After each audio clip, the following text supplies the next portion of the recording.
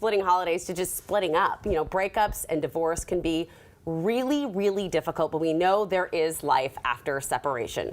My next guest, Sara Davison, is the author of a new book called Uncoupling, and she's combined her own experience with divorce along with her coaching skills to help others thrive after a separation. And she joins me now. Thank you so much for being here, because as we were just talking before the camera started rolling, people I don't think realize really how hard divorce is until they're in it. Oh, absolutely. Not many people know that divorce is actually known as the second most traumatic life experience we ever go through after death of a loved one. So it really does hit people hard when it happens. I really think it is something that if it hasn't touched you and it does, you're just kind of shocked.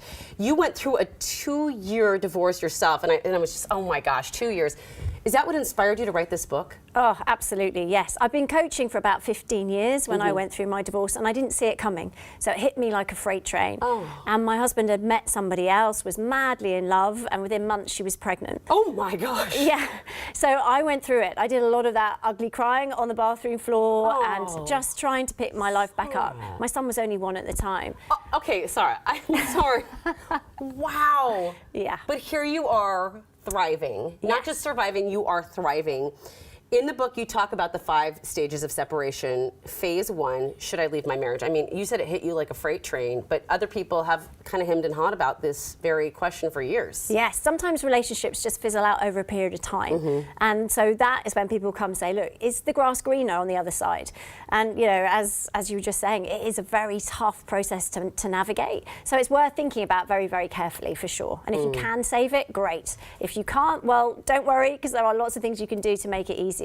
And you can go on to feel good afterwards. How do you cope with those first few weeks, those early days of separation? Those are some of the hardest. Yes, and again, it's knowing that you will get through it, having the faith, and then just looking after yourself. So self-care is going to be super, super important in those early days, and that's what we're talking about here, is because you have to go through the grieving process. You kind of have to do the crying, the ugly crying, as I was talking about, and just let that out, but then you move forward, and it does get better. You can take your power back, and I talk about how to dial down those negative emotions so that you can move forward. That's so important. That's so important. Phase number 3, how do I get through my divorce? Yeah, and again, it's step by step, day by day, making sure you've got a great breakup support team around you, so people to answer all those questions you've got, whether that's legal, financial, emotional support. Get your team in place. They will really help you. I've been a member of that team for a friend of mine, and we were talking about it the other day, and I said that was the hardest year of my friendship with you, because it was, but at least, you know, she was never mean, vindictive. She was just a hard year. And so if you are that support person, just hang in there, because that person really needs you. Phase number 4, how do I move forward with my life? Well, this is the thing. A lot of people get stuck. So you come out of that divorce process, but then what next? There's a big gaping hole. So most of my clients either say, look, you know, it's either a blank canvas or a black hole. So as a coach, and the people that I train to become coaches, we throw color on that blank canvas for people, show them how to move forward, get them excited about the future, always shining a light into that black hole to help them move forward. You can't move forward if you don't know where you're going. So it's important to have a plan. So that's what we do. We start to go on that rediscovery journey, like who are they now? Phase number 5, what happens after my divorce? Well, that's where it's about time to take your power back, to dial down any of those remaining negative emotions and start having some fun. Get your sparkle back and start thinking about what you want from life. So detox out the old and put in the new. So breakup bucket list is a great thing to start with to help you moving forward. I think another issue that we were talking about was how when we see divorce on TV, when we see, you know, celebrities get divorced, it doesn't seem like that bad. You know, it's like, oh, it's not a big, you know, they just left and now they're in Milan with their new boyfriend. But anyone who's going through divorce, I mean, it's heart-wrenching. It breaks my heart seeing it.